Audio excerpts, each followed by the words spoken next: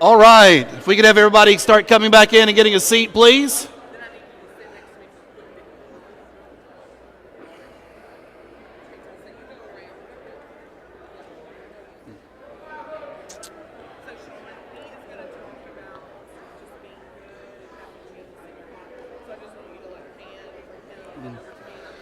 Everybody be coming on in. I know we've got a lot who are still out in the foyer, milling around. Be coming in and finding a seat. You are going to need to see the screen, so if you sit up too close, that might be a problem because you'll have to, your head will still be going back. So let's make sure that you sit so at least you can see the screen. That would be very helpful.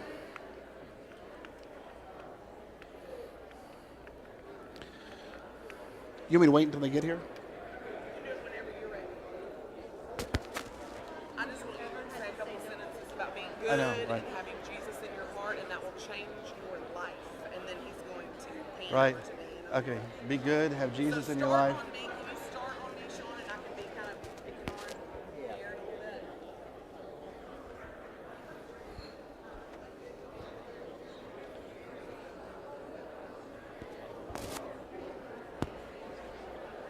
We also need to get the cordless mic for Sean Coley. He needs to make an announcement. Hey, Derek. Derek, do you have the cordless? Yeah. I don't see Sean.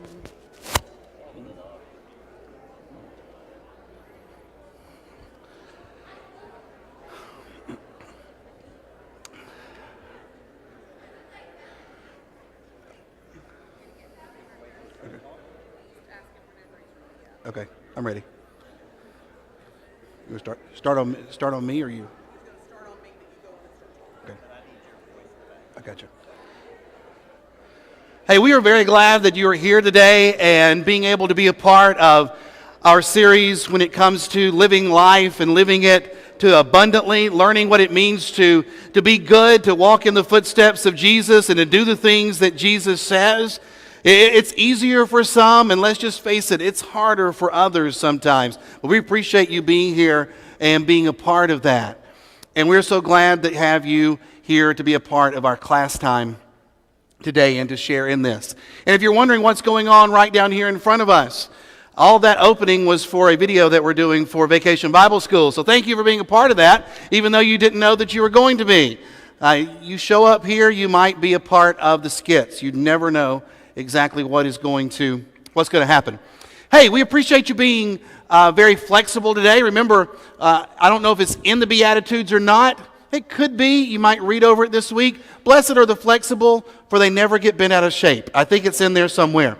And so we appreciate your flexibility. I know that our Bible class time is a very precious and guarded time here at East Brainerd because we really enjoy the classes that we're a part of, the relationships that we have, but there are occasions where we have to do, as we have done today, and just put a little pause button on that and to say, hey, let's come in here and be a part all together so that we can let some other things go on. So remember, your class will begin again next week, and so whatever class you have been used to going to, you can go and be a part of that and be able to enjoy. But thank you for being here. And don't forget that 6 o'clock tonight we'll all be eating together. So come back for that. Let's see, is Sean Coley in the room? Sean, you here? Come here, Sean. One of those younger guys that sits in the back. Sean says, I got this really important announcement I want to tell everybody. Great. Where are you? In the back. Yeah. All right. You've got a big audience. Go. Okay, so the young adults and a college group age, we're holding this clothing drive that we're having throughout this month. We reached out to Chattanooga Community Kitchen, and they really need some more clothes, specifically socks. But if you can bring any clothes that you have that you don't wear anymore, that you're looking to get rid of, bring them here to the Welcome Center. Put them up in a plastic bag, and then later this month we're going to go through them. We're trying to make like a deadline for the 26th of this month, if you can have them then, and that way we can sort through them and then donate them over there to Chattanooga Community Kitchen. We really appreciate it. Thanks.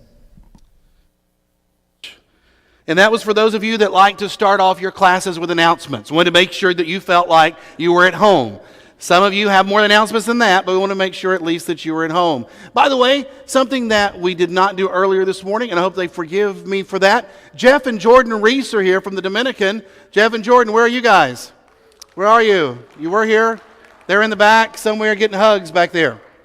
If you have not seen Jeff and Jordan, they are here, and they are missionaries in the Dominican Republic, and they are part of our family as well, and we are so glad that they are here being able to spend some time with family. There they are, Jeff and Jordan in the back. All right, here they come in. All right, now go back out. There we go, yeah. That's what they're doing. Hey, I want to talk to you real quick about some ways that God is blessing our congregation in some ways that you might not realize it. And it deals with the different generations that we have here. I want to kind of frame things around some ideas that are in Psalm chapter 78. And I know it's going to be kind of small up here, but if you'd like to read it, you're welcome to. Psalm 78, beginning in verse 1, it says, "My people hear my teaching. Listen to the words of my mouth. I will open my mouth with a parable. I will utter hidden things, things from of old, things we have heard and known, things that our ancestors have told us. And we will not hide them from our descendants. We will tell the next generation of praiseworthy deeds of the Lord, his power, and the wonders he has done. He decreed statutes for Jacob, established a law in Israel, which he commanded that our ancestors teach their children, so that the next generation would know them, even the children yet to be born, and they in turn would tell their children. Then they would put their trust in God and would not forget his deeds, but would keep his commands. They would not be like their ancestors, a stubborn and rebellious generation, whose hearts were not loyal to God, whose spirits were not faithful to him." From Old Testament to New Testament, there is this weaving of the thoughts and ideas that form around the fact that faith is to be passed on. It's something that is to be shared from one generation to the next generation. And it's something that we take great pride in here at East Brainerd, and it's why we do things such as Vacation Bible School. It's a way as a community that we strive to pass along faith to the next generation. But it's also the reason we engage in so many other things that happen within our church community and family. Because what we want to do is give your family an opportunity to live out the principle of Psalm 78. We want you to be able to live this principle out in your homes, and we want to be a tool for that as the East Brainerd body. Because there are things that we can do together that we're able to have a greater synergy that we would not be able to accomplish if we were just one family here or two families there, things of that nature. And so we strive to offer many different avenues that give the opportunity to pass along the knowledge of God, the goodness of God, and allow, especially those of you that have children, allow you to bring your family and allow this congregation to walk beside you as you're raising up your children. I've told you before that 7 years ago when we made the decision to come and be a part of this congregation, one of the main reasons we did so was because at that time we had 2 kids that were in the children's ministry. You know, I've got a daughter now that's almost 16, a son that's 12, that's going into the youth ministry now. And we looked and saw what was going on here with the children's ministry, and we knew the history with the youth ministry, and said, we want to be a part of that as that church walks beside us as a family when it comes to sharing the faith. And so that was one of the reasons that we wanted to come and to be a part. And many of you have made the same choice. And others of you have stayed, even though your kids are gone, because there are things that we do to try to help when it comes to our marriages, things that help as we come to transitioning to different stages throughout our life, no matter what that time might be. So we're going to talk about 2 different words today, real quick. One is multi-generational, and the one is intergenerational. Multi-generational and intergenerational. Now, East Brainerd is a multi-generational congregation. And here's all that means. We have a lot of generations here. Okay, we have multiple generations that are a part of our church family. And let me tell you, that is a blessing. We are not mono-generational. You don't just look around and see one generation of age. Instead, we have multiple that are present here. In fact, we have more generations probably than maybe you even realize. Now, generations weren't something that were talked about up until the time that the baby boomers came along in the 1940s after World War II, because as they got into adulthood, into the 60s, all of a sudden people noticed, wow, they're buying things differently and they're going about life differently. And so a lot of work started being done upon looking at the idea of generations. But before that, it really wasn't something that was talked about a whole lot. Now, the generation that you've probably heard a lot about over the last few years is a group called the Greatest Generation. This is the group that was born 1901 to 1924, and these individuals are 93 years of age or above. And we tried to look, we've got a couple of people who are close to this generation, but I'm not sure if we actually have anyone in the East Brainerd congregation that's there, because nobody likes to tell their age around here. And so we guess. Now, Richard Harris is close. He doesn't mind telling his age. All right? Richard is over 90, but he does not get necessarily into that 93 category. But look at some of the things that impacted this particular generation. They were teenagers during the Great Depression. They fought in World War II. As of 2015, there are only 1.9 million of this generation here in the United States. Presidents birthed from this generation: John F. Kennedy, there was Johnson, Nixon, Carter, Reagan, Bush, all very influential leaders in the history of our country, and they all came from this particular generation. And yet this one is going very, very quickly. Now, the generation that came right after them, we do have members a part of that. It's called the silent generation.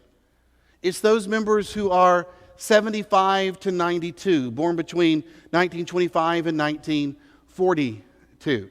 Now, like I said, nobody likes to admit sometimes their age, but for the purpose of this, what we're going to be doing in here, here's what I really need. If you are a part of the silent generation, okay, would you mind standing for me, please? If you're here, if you're 75 or above, I want you to stand for me, please. And now I want the rest of us to say thank you for that, for you. Thank you. They call this the silent generation mainly because of all the noise that the Greatest Generation made. It's not because this generation didn't do a lot, or you guys keep your thoughts to yourself, but you were born shortly after the Depression, and mostly you were born too late to serve in World War II. There was a striving for stability and didn't necessarily want to change the system, but wanted to be able to work within it. Now, the interesting thing, because this group was so overshadowed by that Greatest Generation, no members of this generation ever served as President of the United States. Very interesting to consider. But the silent generation, 75 and above, and I appreciate you standing because, again, I want those of you who are here, I want you to see the different generations that we have here, a part of our congregation, and the importance of these individuals as a whole. Now, here's the next group. We've heard of them before. The baby boomers. Baby boomers, loud and proud, born during the economic boom after World War II. You're between the ages of 53 and 74 right now, and you represent 23% of our population. Now, the baby boomers, you guys lived to work. You paid their dues so you could retire. You look forward to getting that gold watch, look forward to finally being able to enjoy the works of your labor. How's that working out for some of you? But at least that was the goal. You lived through the assassinations of John F. Kennedy and Martin Luther King Jr. You went through Vietnam and also Watergate. You were the beginning of a more individualistic, less collective society, and it was your generation that really caused, again, the whole of the American economy to focus in on one group of people. Because after the 1960s, Madison Avenue wanted your money. And they wanted you to ride in station wagons. And they wanted you to have a certain kind of house. And they wanted your kids to dress a certain way. And you ate it all up, lock, stock, and barrel. And then you had us. Sorry, baby boomers, my bad. If you are 53 to 74, would you please stand? Go ahead. Here we go. Now everybody's looking around going, well, I didn't know you were in my generation. That's right, let's clap for these guys, right? Generation Xers, we got any of you guys out there? Ages 38 to 52. This is 19% of the country right now. And by the way, we're part of the smallest birth generation. Because the baby boomers, you guys were like, woo, we're the biggest. We're not going to have kids. All right? You wanted all the spotlight on you. We grew up in the first two-income family situation in the United States. Before 1965, majority of households were not two-income households as a whole. After that, it began to change. And so for my generation, it was very common to come home and nobody be there, and to let myself in and to fend for myself, so to speak, after school. Many of you who were in this generation perhaps did the same thing. Now, we work to live instead of living to work. We look at the jobs that we would have as a way to make our lives better. And so we looked for things that would give us the opportunity to do life better. You see there at the bottom it says success equals balance. We saw some of the inadequacies within our own parents' generation and how it seemed like maybe they weren't there and weren't around as much. And so the Generation Xer families have gone overboard, even if they are divorced families, saying we're going to be there and involved in the lives of our kids, and we're going to make sure that our work life is suitable for that. And we will move heaven and earth to make sure that we're at a ball game and that we're involved in whatever it is that the kids are doing. We experienced Nixon and his resignation, the AIDS epidemic, MTV. We were kids of Reagan and witnessed the fall of the Berlin Wall. And also USA beat the Soviets in hockey. We were a part of all of that. Now, if you're a Generation Xer, why don't you stand up, please, and join me. There we go. Look at these guys right there. Hey, Brandon, good to see you, buddy. All right. How about that group now that everybody's always talking about? You heard of millennials, right? Now, this might surprise you. The oldest millennial is 37. When we talk about millennials, we're not talking about kids. Yet that's often what goes through people's mind when we talk about sometimes this idea of the millennial generation. But we're talking about individuals who are 17 to 37. So this includes those guys that have just graduated from high school all the way up then to individuals that they've got kids now in elementary and middle school. Largest generation, 79 plus million. 28% of the current population. But these guys went through 9/11 and they experienced 2 economic downturns, and so it has affected them greatly. They're mobile pioneers. They were the first into this whole mobile generation. They're able to handle the technology issues. They work freely in that. They're also more diverse. 44% of this group is in a minority or an ethnic group. And I know you've already seen the bottom one. 32% live at home. Yeah, 32% of these guys, they still live at home. We'll say more about them in a minute. How many of you millennials? Any millennials in the room? Okay, millennials, stand up, millennials. Hey, look at that. Look at that. All right, we got some over there. Good. And let me say thank you to the YAC class. They were debating as to whether or not they qualified as adults to come into the room today. And I said, I really need you guys to come, or when I ask for the millennials to stand, we're not going to have many. So I appreciate you guys coming and being a part. Hey, there's another generation that's a part of our congregation. Most of them are not in the room. This is Generation Z. Some people call these the screener generation because they're always got their eyes looking at the screens. 23% of the U.S. population, they are digital natives, meaning they don't know that the water is around. They're fish, they don't know they got water. They do not know life without some type of mobile device. That's just how they've grown up. That's how they live. They don't know life without it. Their online lives are very spontaneous, but they're also very organized, and they know exactly what they're doing and what they're putting on Instagram and how they're doing Twitter and all these other things that they're involved in. They crave a connection with others, even though the connections that they have are virtual oftentimes. They still crave to have something more. Mobile first shoppers. Amazon, boy, these guys love Amazon, as do the millennials also. Very multi-ethnic also, and it's the age 0 to 16. Now, we don't have those guys necessarily in here because they're other places and classes, but That's okay. I've got a chart here to show you. This is the percentage of EB generations right here. Okay? So look at that. 7.5% of our congregation are the silent generation. 42% of our congregation are boomers.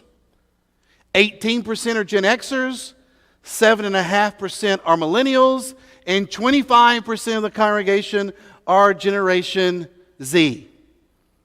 Kind of cool, right? Now, here's what's interesting. In our society right now, okay, in our society, silent generation makes up 7.5% of our society. So we mirror that. Boomers make up 23% of our society. We're very heavy on boomers. Gen X, very close in that range.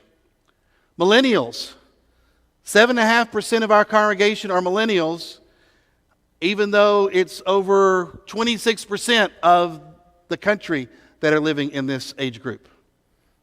And so you see there's a little off balance that takes place there. But the beautiful thing is the way in which God has brought, we have members, look there, 5 different generations that are a part of our congregation. And we are able now to have more generations within a congregation than any time ever before. Now, we have people now, Gen Z, who are my children, who are able to spend time with the silent generation. Okay, and as I mentioned before, they get chewing gum from the Johnstons. And that's a great thing, to be able to have this kind of interaction going on and taking place. So look at this next slide.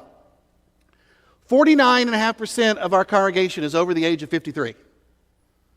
Okay, so half of our congregation is over 53. 25% is 18 to 52. All right? So that means those of you who are boomers, you represent the majority of the adults within our congregation. We are in a boomer church when it comes to our adult membership. Now, go to the next one. And you see when we add in those who are 1 to 17, that's another 25%. So go to the next slide. We're 50-50 as a congregation when it comes to our generations. Those who are 53 and over, 49.5%. Under 53, 50.5. So we have an opportunity here for a melding and a meshing of so many different groups with different experiences and different backgrounds and different stories to be able to share. And it's a beautiful and wonderful thing. Now I guess I got ahead of myself a little bit earlier, because in this next slide, it shows the percentage of these different groups in the United States. 30% of the U.S. population is over 53. 50% of our congregation is. 70% of our congregation, or 70% of the U.S. population is under 53, and 50% of our congregation is. So, what does that necessarily show us? A couple of things. Number one, we're in the boat like a lot of places when it comes to trying to be able to evangelize and share Jesus Christ with those who are younger, specifically those who are in that millennial population. Those of you who are boomers, continue to hold on to the faith of your forefathers. And you are still a part and still making a lot of choices and a lot of decisions, and you are still drivers in not only the country, but also with things that go on here within our congregation. Now let me show you one more look, and this is just to give you a little thing to make you step back and go, see this one right here? 67% of our congregation is over the age of 40. Let me tell you what that means. We're old. Yeah. Compared to those who are the country, the society in general, those who are outside. 32% of our congregation are under the age of 40. So when you add in my generation, you realize that our grouping of millennials and Gen Zers, we don't necessarily have a large group of those. And so when you look at our Bible classes, this might surprise you. We have 4 Bible classes right now that are made up of individuals that are 60 and older. 4 different adult Bible classes that we have, 60 and older. we have one Bible class made up of people who are in their 40s. Okay, we have one Bible class currently for those who are the millennial, 1.5, I guess you could say. We do have one Bible class that's kind of split with, got some millennials plus some boomers that are together. But we're an older congregation. That's just a fact. That is who we are.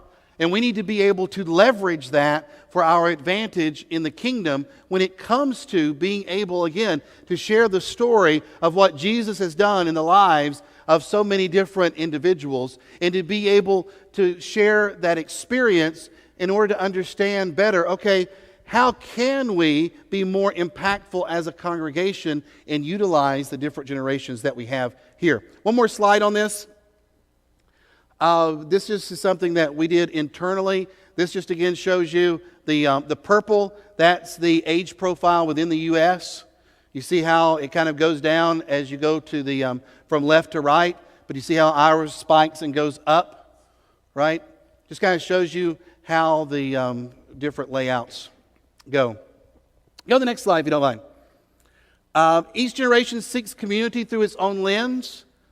And since each generation desires to be together and share time with one another and to be in Bible class or be in worship, we need to understand, though, each generation looks at things through its own lens because they've all come from different places and have experienced life differently. And because of that, they place value on certain things. Here's an example.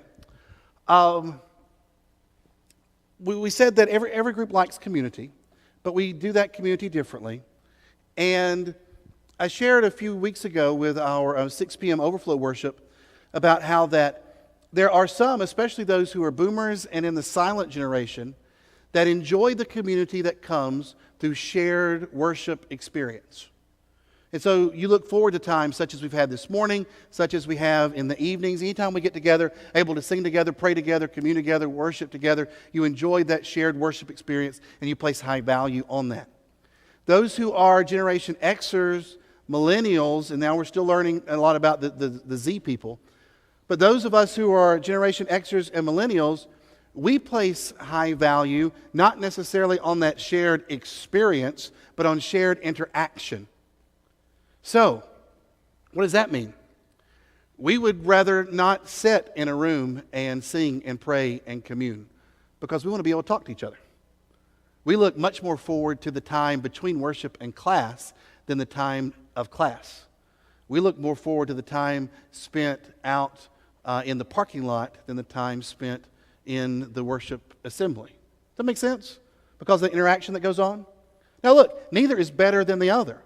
But it's how different generations value and get their community. One through shared experience, one through shared interaction. And so that's something we have to recognize here as a congregation and be able to understand, all right, so different groups get community in different ways. And so we look for opportunities then to celebrate what the other values. So that's what we're going to do tonight. We're going to have a meal tonight, and we're going to be with the kiddos as they are kicking off their vacation Bible school. That is going to be a shared interaction because there's going to be a lot of time to have conversation. There's going to be a lot of time to mix and to mingle, right? But what that means is that we have said that, okay, our 6 p.m. worship in the overflow, we said we're not going to have that tonight so that we all can participate in something that is valued by these children and by their family members. Now, there have been other times where our children and their family members have come into our 6 p.m. overflow worship. There have been times where we've said, listen, we're not going to be having small groups tonight. We're all going to meet in the overflow room for a time of worship or sharing or something, where we all come together in that nature. And sometimes even our teenagers, our Gen Z people, come in and lead the prayers and lead the songs and lead the study, showing that, okay, listen, we want to celebrate what others of you value, this shared experience together. And so it's something that we're trying to do where we give and take and go back and forth in those things that we do. Here's the last slide and we'll go. I actually had a whole Bible study stuff, but oh well, that's all right. East Brainerd recognizes the importance of being an intergenerational congregation. Remember we said we are multi-generational, right? What does multi mean? We got a bunch of generations. God has blessed us so much. We have 5 different generations that are present within this congregation. But we recognize the importance of being intergenerational, because what has happened since the 1980s is that churches all across the country have gone into silos. And if you are of a certain generation, you go to a certain Bible class, and you go to a certain worship, and you're over here, and you're just separated all around. And there is no connection. There is no intergenerational interaction that is taking place. I was at a conference recently sharing about some things that we do within our worship, just like our children leave after communion and go to kids' praise and we worship. And some people that were sitting at the table with me said, "Oh, we would love to be able to have communion with our kids, but we drop them off when we get to church and we pick them up when we're done. And we have never had communion as a family." Okay, these are things that we do to try to be intergenerational. And so I want to ask you, if you next Sunday are sitting somewhere, and you're sitting somewhere and you've got people from a different generation that's there on your pew. If you're sitting somewhere and there's some children nearby, there's some Gen Xers around, there's some millennials or whatever, especially when we get to communion time, I would love it if you're not already packed too tight to slide down and sit a little closer to that other person and hand them that bread or hand them that cup and realize the significance of being able to participate in that moment with someone who comes from a totally different generation, realizing that you have been brought together and you stand bonded by the blood of Jesus Christ. It's a beautiful thing. This is a great congregation to be a part of. And no matter what your generation, will you please reach out to others within your generation and say, "Come and see what the Lord is doing. Hear and then do and follow in the footsteps of Jesus." Our children need to be picked up. You have been very kind and patient. And sometime, go to the next slide. Sometime I'll give you this one day. This is what life together looks like in the New Testament. We'll talk about that at another time. Thanks so much for being here, everybody. Come back tonight at 6 o'clock and enjoy all of our fun as we kick off Vacation Bible School. Have a great afternoon.